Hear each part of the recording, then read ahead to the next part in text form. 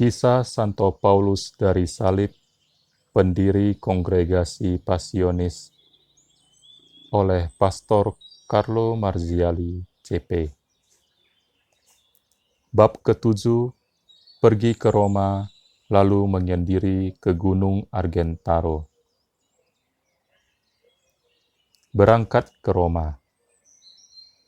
Roma, kota abadi, mempesona, sekaligus merupakan pusat agama Kristen, menjadi idam-idaman dan harapan Paulus, tempat ia akan mendapatkan pengesahan regulanya oleh Paus sendiri. Sudah lama Paulus mendesak uskup agar memberi izin untuk pergi ke Roma. Akhirnya, Uskup Gattinara menyetujui. Beliau juga memberi surat pengantar. Di Genova, ia naik kapal menuju Civitavecchia, membawa serta naskah regula yang akan ditunjukkan kepada Sri Paus. Angin buritan mendorong kapal yang ditumpanginya untuk berlayar laju dan meluncur pada permukaan air dengan halusnya. Tetapi sesampai di Teluk Orbetello, layar-layar terkulai, sehingga kapal terpaksa singgah. Hari itu tanggal 8 September 1721, hari raya kelahiran Bunda Maria. Dari atas kapal, Paulus memandang ke arah gunung yang menonjol dari laut ke langit yang biru, berselimutkan pepohonan hutan yang lebat. Cemara menyebarkan harumnya yang segar. Sambil menghirup udara yang semerbak, Paulus bertanya kepada awak kapal tentang nama gunung itu. Itu Gunung Argentaro.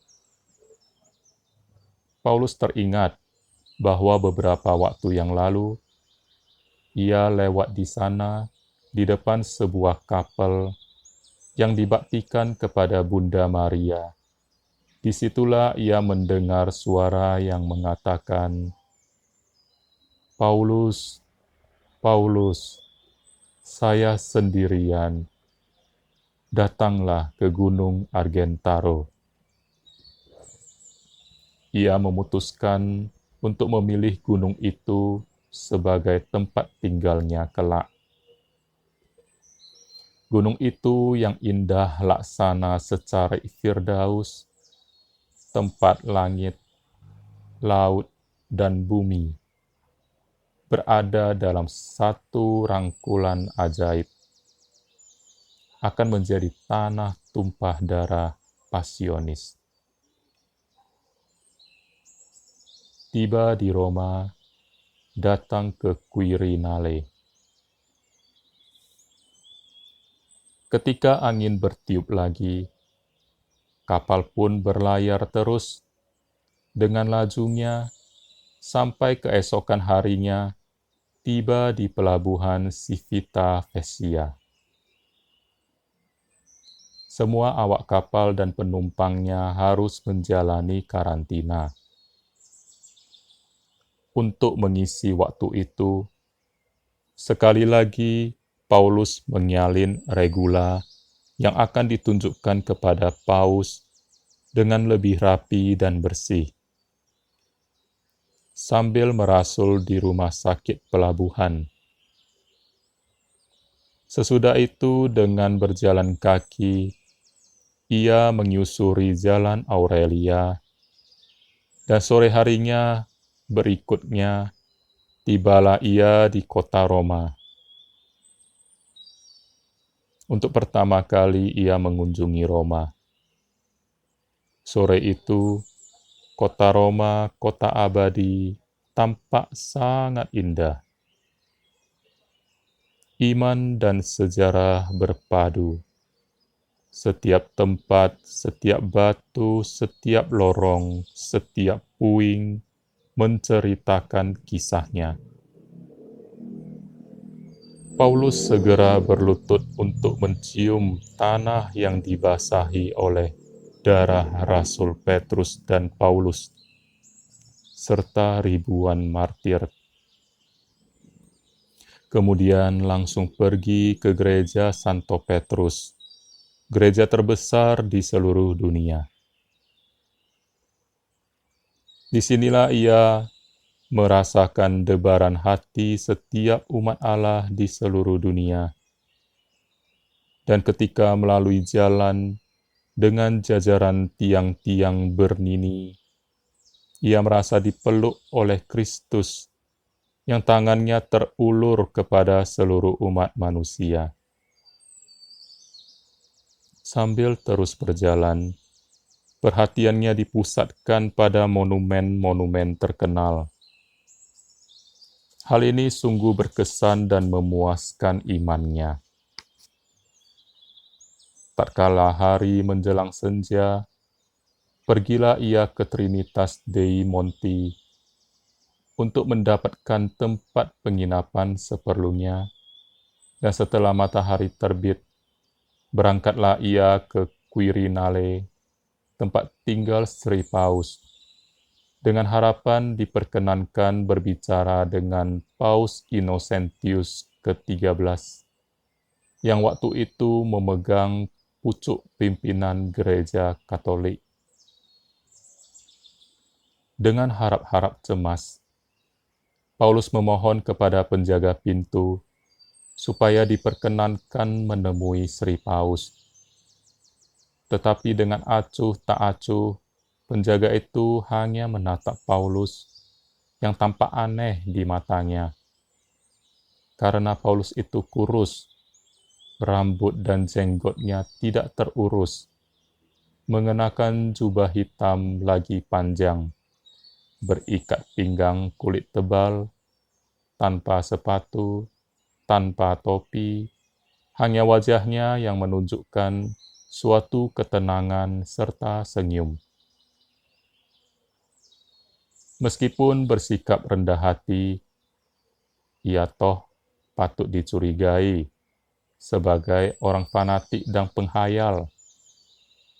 Maka penjaga segera menunjukkan jalan keluar sambil berkata, "Pergi dari sini. Belum tahukah kamu berapa orang yang aneh-aneh datang ke sini setiap hari?" Kata-kata itu bagaikan air dingin disiramkan ke badan yang panas. Seluruh harapan Paulus runtuh. Jalan jauh sudah ditempuh. Akhirnya hanya penolakan dan penghinaan yang diterima. Mungkin pada saat itu, imannya diteguhkan oleh bisikan Bunda Maria. Kamu akan mendirikan suatu kongregasi. Salah satu harapan di tengah kegelapan yang mencekam. Paulus yang mampu melihat kehendak Allah dalam segala peristiwa menarik kesimpulan, saatnya belum tiba. Membagi roti kepada pengemis. Paulus meninggalkan Quirinale dengan hati remuk redam, kepala tertunduk dan berlinang air mata. Di pinggir sebuah jalan, ia melihat kolam air mancur. Didekatinya lalu duduklah ia. Sementara itu dari sakunya, ia mengeluarkan sepotong roti yang diperoleh dari sedekah untuk dimakan. Tetapi sebelum roti itu sempat dimakannya, sebuah tangan pengemis terulur di hadapannya. Paulus terhenyak dan bingung. Ia sendiri kelaparan, namun rasa lapar itu dikalahkan oleh pengertiannya akan orang-orang yang senasib dengan dirinya. Maka berkatalah ia, "Saudara, biarlah kita bagi dua, sebagian untukmu dan sebagian untukku." Paulus makan separuh roti itu dan minum sedikit air mancur yang sejuk. Dengan demikian, bersantap dengan lahaplah ia yang telah menjadi miskin karena Kristus. Mengikrarkan kaul, menyebarkan kebaktian akan sengsara Yesus. Setelah itu, Paulus masuk ke Basilika Santa Maria Maggiore, gereja yang terbagus di seluruh kota Roma, menyembah sakramen Maha Kudus, lalu berlutut di hadapan gambar Bunda Maria yang disebut Salus Populi Romani, penyelamat rakyat Roma. Ia berdoa lama, mencurahkan isi hatinya kepadanya, dan mengakhiri doanya dengan mengikrarkan kaul, menyebarkan kebaktian akan sengsara Yesus. Hari itu tanggal 24 September 1721, Paulus tidak dapat melupakan tanggal tersebut. Pendiri kongregasi sengsara Yesus tidak dapat memilih tempat yang lebih cocok untuk mengikrarkan kaul yang akan menentukan ciri khusus tarekatnya. Roma, pusat gereja Kristus, Basilika Santa Maria Maggiore, gereja Bunda Maria, pelindungnya yang tercinta. Menyendiri di Gunung Argentaro. Hari berikutnya ia meninggalkan Roma. Kesunyian Gunung Argentaro memanggilnya. Bertolak dari Rio Grande, tetapi sesampai di Fiumicino, kapal kandas pada pasir. Ia turun dan mendapat tempat di kapal lain yang sedang berlayar menuju Santa Safera. Dari Santa Safera ke kota Civita Vecchia, dari sana terus ke Gunung Argentaro. 3 hari berjalan kaki dengan bekal sepotong roti yang diperoleh dari sedekah. Ia langsung pergi ke pertapaan Maria Annunziata. Tempat itu berada dalam keadaan runtuh karena lama tidak didiami orang. Tetapi pemandangannya indah. Gunung Argentaro menonjol ke Laut Tirenum, seolah-olah menjenguk air biru nan luas sambil menikmati pemandangan matahari terbit. Suatu surga bagi Paulus yang rindu akan kontemplasi. Sebelum mendiami tempat itu, Paulus membutuhkan izin dari Uskup Fulvio Salvi yang berdiam di Pitigliano. Sekalipun ia bertindak cepat, suasana malam memaksanya untuk singgah di Marciano. Tak kala berjumpa dengan seorang yang ternyata imam, bertanyalah ia, "Di manakah tempat tinggal pastor paroki?" "Saya pastor paroki. Apa urusanmu?" "Saya hendak meminta sedikit penginapan untuk malam ini." Terlalu banyak penjahat yang datang.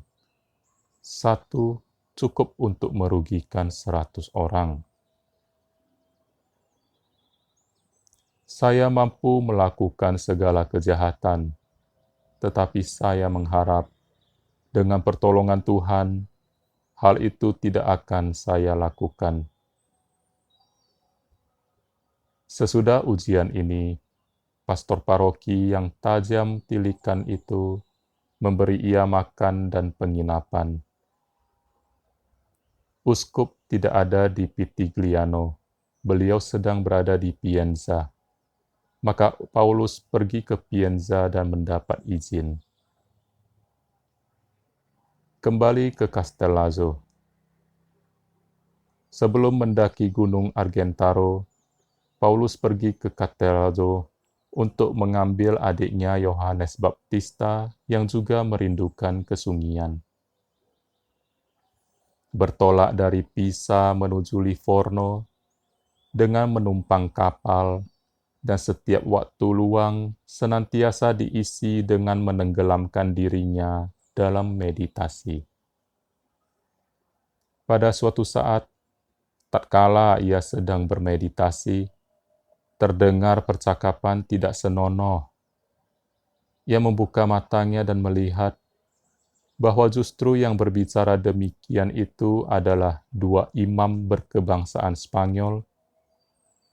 Maka dengan sikap halus dan kerendahan hati yang tulus, Paulus mencoba memperingatkannya.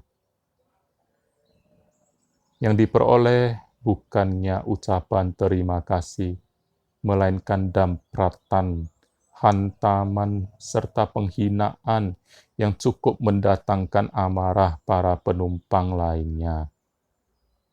Tetapi Paulus menerimanya dengan sabar demi Yesus yang tersalib. Sewaktu Paulus menceritakan peristiwa itu, dikatakannya, "Mereka menghantam saya. Saya sangka mereka mau menelan saya hidup-hidup." Ia turun di pelabuhan Livorno. Karena tidak mempunyai sesuatu untuk dimakan, ia mengulurkan tangan kepada beberapa pedagang untuk memperoleh belas kasihannya. Tetapi melihat perawakan Paulus yang masih begitu muda, membentaklah mereka, "Bangsat, pergi dan bekerjalah." Paulus terdiam dan berkata pada diri sendiri, "Mereka mengatakan yang benar, sungguh benar."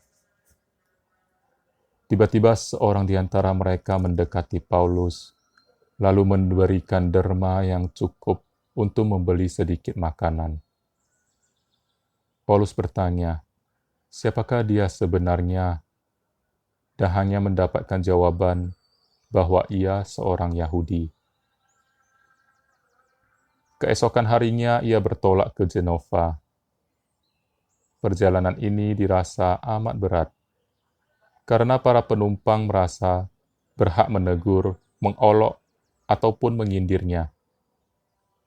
Anak pelayan kapal pun berani bertanya dengan nada marah, "Begitukah caramu memotong roti?" Pemilik kapal mengerlingkan matanya terhadap Paulus, lalu dengan lantang berkata kepada kawan di kapal lain, "Aku mempunyai kutu." Paulus merasa terbakar karena semua perlakuan yang dihadapinya. Dari pelabuhan Genova. Di Genova, ia harus mengulangi karantina, terkurung di kapal, tidak boleh mendarat selama 40 hari. Genova, kota yang indah, mewah, tinggi letaknya, terhias dengan bermacam-macam bunga, yang menjadikannya suatu lukisan dunia fantastik. Malam hari diterangi oleh ribuan lampu yang memberi pandangan seperti secarik langit bertaburan bintang-bintang. Paulus memandang dari laut. Melihat kesemuanya itu, hatinya sedih dan tergoda untuk membanding-bandingkan. Di sana orang hidup bersenang-senang, beramai-ramai, tetapi ia selalu dalam mati raga dan tapa. Mereka di tengah-tengah kenikmatan, kemewahan, kebebasan, tidak banyak susah, sedangkan dia dalam kemiskinan.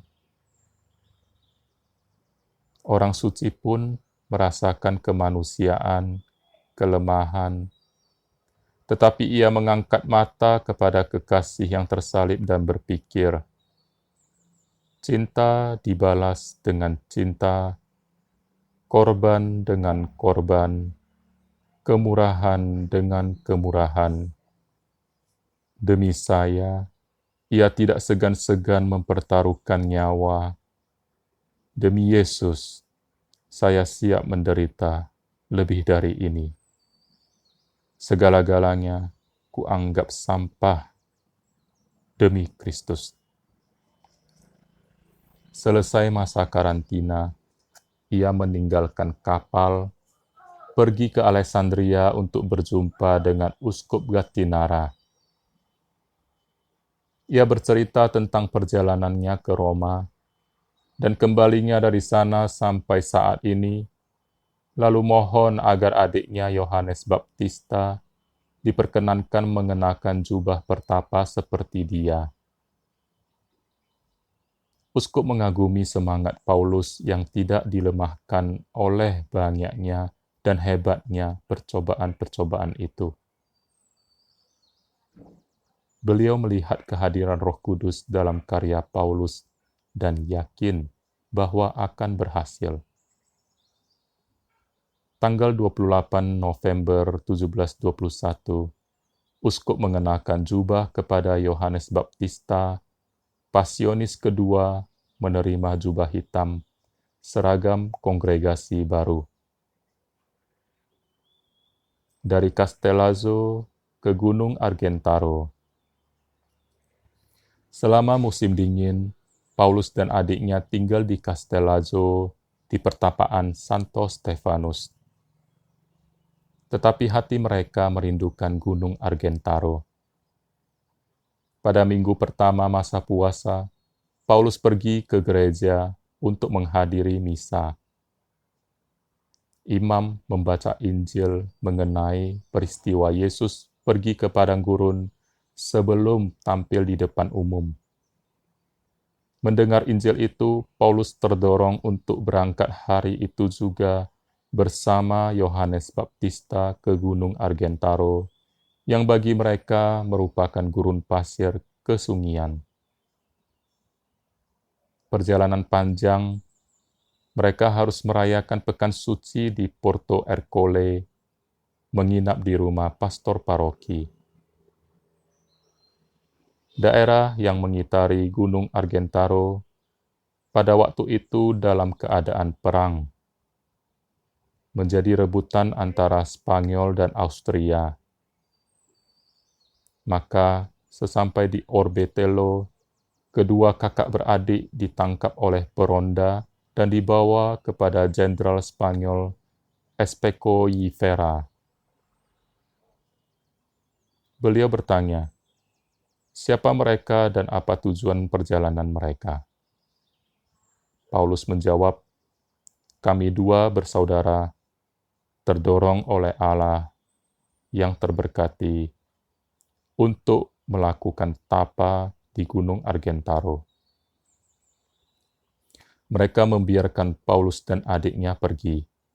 Dengan gembira hati mereka mendaki Gunung Argentaro, dan di sana dalam ketentraman surgawi mulai mempraktekkan regula yang diilhamkan Tuhan kepada Paulus. Di pertapaan Annunziata. Sungguh bahagia kedua bersaudara tinggal di pertapaan itu, jauh dari keributan dan godaan dunia. Tidak terganggu dalam kontemplasi.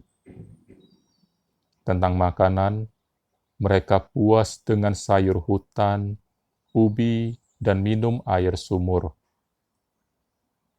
Mereka membagi waktu studi, doa, dan laku tapa. Satu-satunya hiburan ialah pergi ke hutan untuk mencari kayu api atau sayur. Dari kesunyian itu, terdengar tambur militer Orbetello dan Porto Ercole. Maka Paulus berkomentar, "Lihat betapa usaha tentara dunia untuk memelihara 4 tembok material. Dan engkau tentara surgawi, apa yang harus kau lakukan untuk kerajaan rohani jiwamu?" Istirahat malam pun sangat pendek. Tengah malam mereka bangun untuk mendaras ibadat bacaan. Berpadu arah dengan kicauan burung-burung. Sesudah ibadat, mereka bermeditasi selama 2 jam. Tempat tidur mereka keras. Paulus menceritakannya kelak. Pastor Yohanes Baptista tidur di atas sekeping papan. Dan saya, karena takut jatuh, tidur di lantai gereja. Tetapi saya hanya tidur sebentar, karena mendengar burung-burung bulbul berkicau. Saya pun terdorong untuk memuliakan Allah. Cara hidup mereka segera tersebar di daerah sekitar Argentaro. Pastor Paroki Santo Stefanus Porto Ercole mengajak mereka memberikan ajaran agama kepada umat. Mereka rela, sehingga setiap minggu meninggalkan kesunyian yang disayangi, turun ke dataran untuk melakukan kerasulan yang lebih berfaedah bagi yang mau datang untuk mendengarkannya.